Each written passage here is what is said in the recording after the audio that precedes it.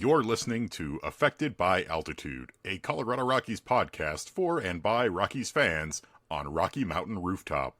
Thank you for joining us as we discuss all things baseball and Colorado Rockies.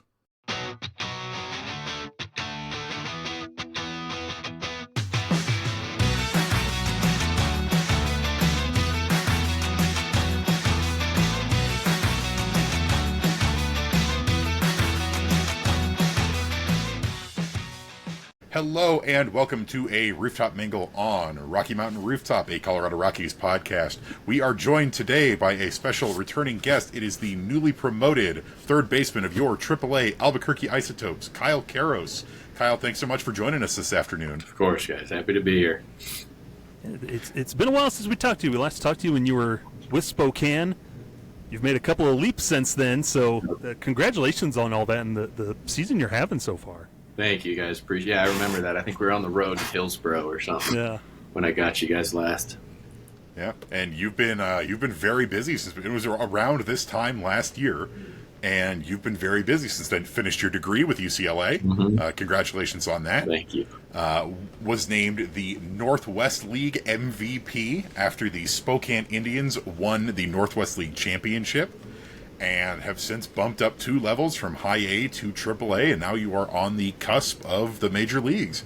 And honestly, just after such a whirlwind of a year, basically, how are you feeling right now?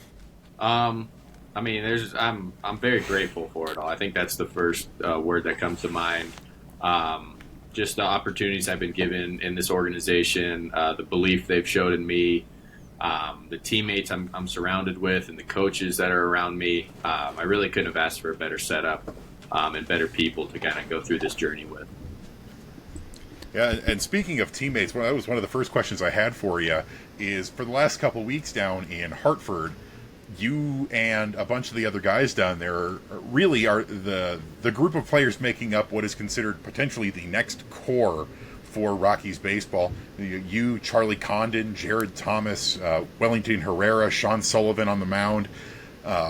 What was your experience playing with those guys, even if it was only for a limited amount of time? Yeah, no, that's been great. I always say probably the most fun baseball game I've played in this year was that spring breakout game this spring. We played the White Sox, and just being on the field, oftentimes we're so split up. We got guys in AAA, AA, some in the show. Like we never really get to take the field with all the guys that we're trying to move up the ranks with. So to be on the field and share it with all the guys and actually be in a lineup with all of them, that was super fun and kind of gave me a lot of optimism and hope. Like we got some guys here, and we played well that game. I think we ended up beating the White Sox, and that's a pretty good farm system over there too. So that was a really cool game for me, just to see all of us, working together on the field. Because we all get together off the field, especially during spring training, and have a good time. But to actually take the field with all of us, that was super cool. Yeah, and something I like with all that, you win the championship with Spokane last year, and how important it is, or how much does it mean to you, or how helpful it is for you as a player to kind of have a familiar group of guys that you're succeeding with and getting to kind of grow along with? Yeah, I mean, that's everything for baseball, is just being comfortable taking the field with those guys and, being confident in yourself and in them, pulling for them to come through in the big spots. That goes a long way in baseball, and that's something I'm feeling here. It's a new group. It's a lot of guys I haven't played with. So kind of at the forefront of my what I'm looking to accomplish here is to get integrated with this group, blend in to the games that they're playing, and really earn the confidence and the trust from the players here and the coaching staff. I think that it makes baseball way easier when your team believes in you and your coaches believe in you. Mm-hmm. And I'm sure as a team, the Rockies, the record is what it is this year, of the importance of having a group of guys that have won together, have learned winning together, to carry that up through the system. And that was something that your teammate Charlie Condon had mentioned before, too, is bringing this winning culture with your group of guys as you're moving up through the system. Yeah, I think that's been an interesting kind of throughout the minors. I feel like we've always expected to win on every team I've been with. And I know that's obviously not the case in the big leagues. And I mean, we have a losing record here in Albuquerque. I think that's definitely an interesting aspect to navigate. It's a new vibe, I would say, just because, when I was in Spokane, every time we went out there, like, we knew we were the best team in the league. We were expecting to win. Same thing when I was playing in Hartford.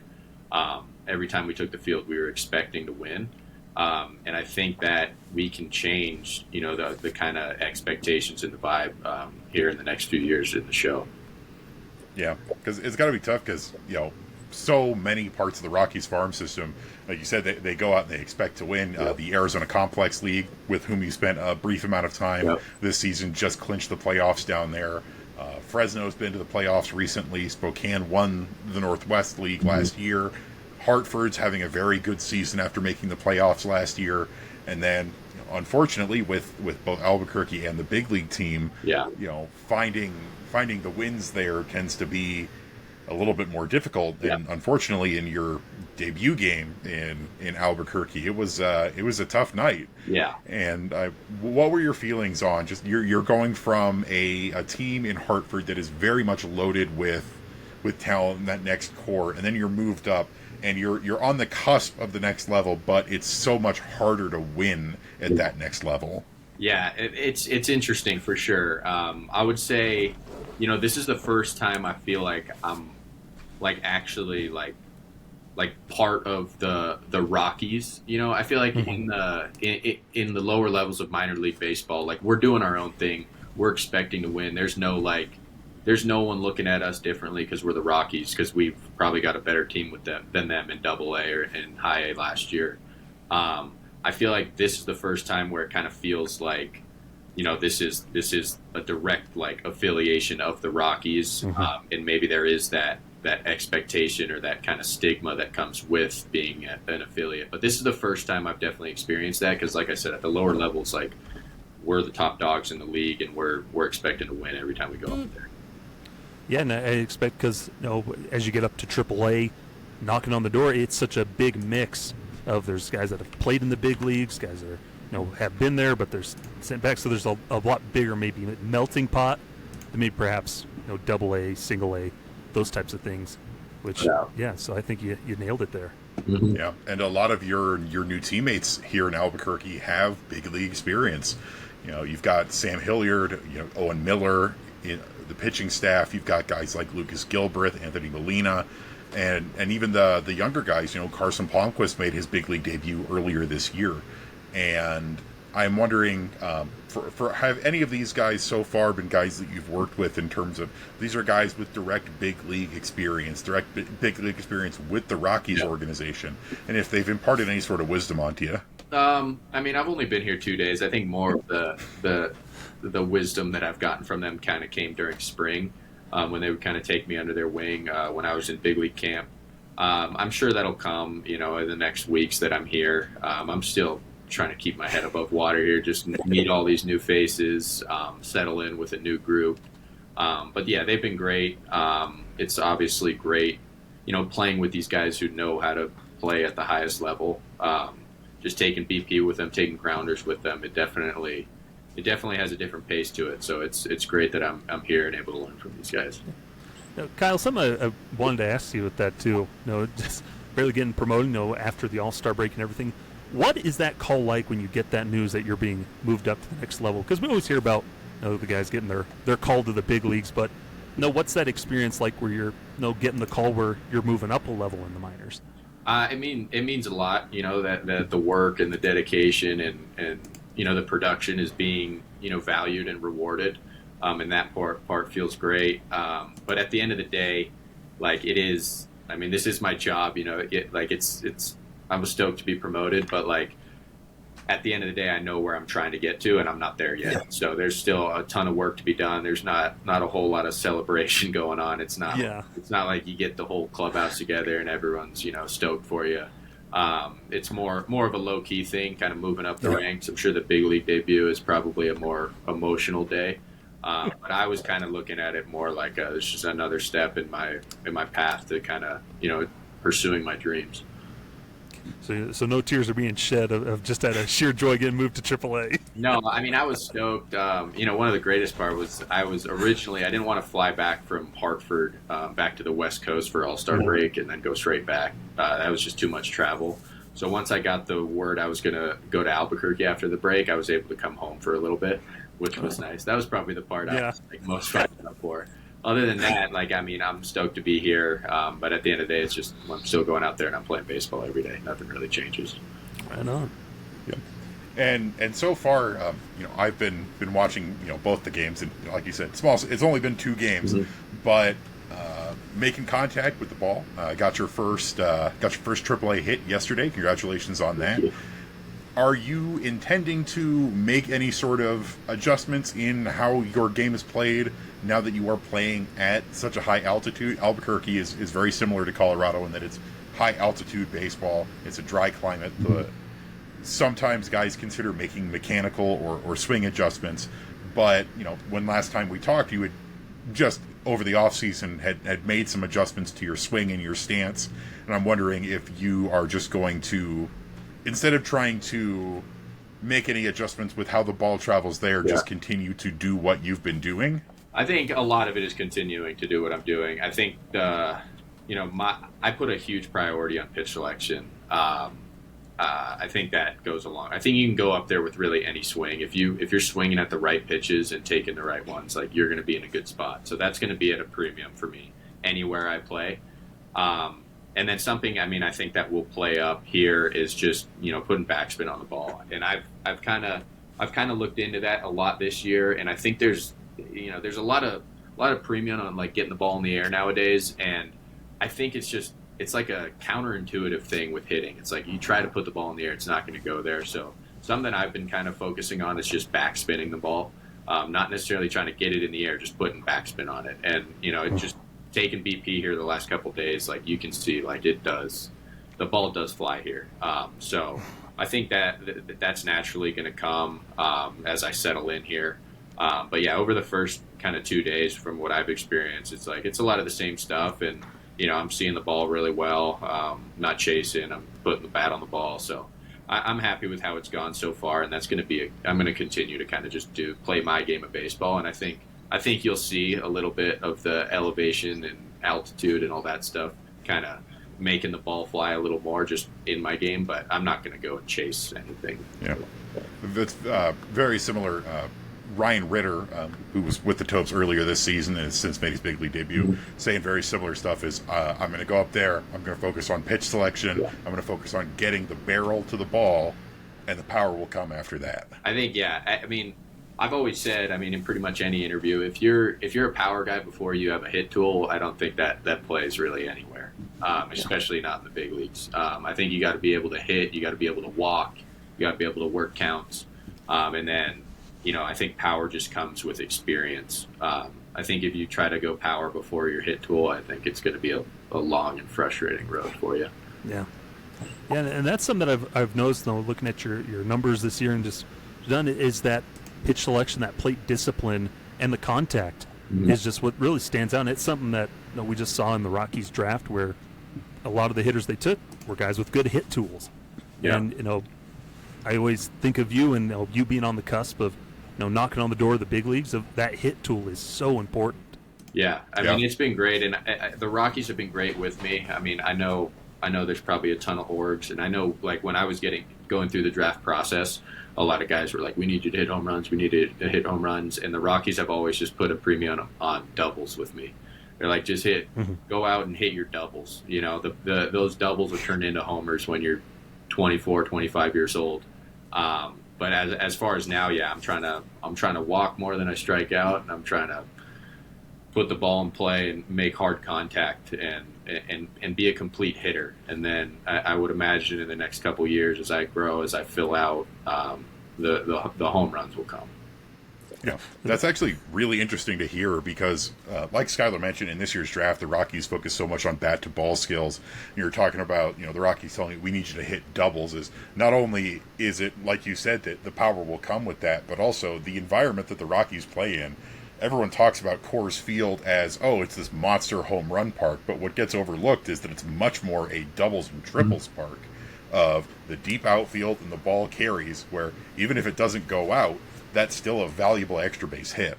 No doubt. Yeah, they've been. I've been so grateful to be in this organization with how they kind of view the kind of offensive profile for me and what they're expecting of me now and what we know will come in the future. Yeah. And also, as we're getting closer here, running out of time with you, we'd be remiss if we didn't talk about the defensive side of things with the glove. Winning the Gold Glove last year, which is awesome. The Rockies have been spoiled with some really good third basemen, and it's cool to see that you're a guy who could continue to carry that torch. Yeah. And if you could just share a little bit of just the pride you've taken in defense and just the work you've been able to put in. Yeah, I mean, I fell in love with defense when I went to UCLA. I give a lot of credit to that program, and I really made the opening day lineup as a freshman because of my glove. So I know how valuable it is, and there it just allowed me to see that how much you can impact a game defensively. And I know Schaefer is a huge defense guy. I mean, we worked a ton this spring. And seeing how passionate he is about it, it really aligns with my passion for it too. Just because I feel like defense, you can go out there and play good defense every single night. Hitting is going to have its ups and downs. It's just the nature of the game. But if you can go out there and help the team win and impact the game with your glove every single night, then you're going to be a consistent help to the team. Regardless if it's a 0 for 3 with a walk night, you're going to be picking it over at third and helping the team win. Yeah.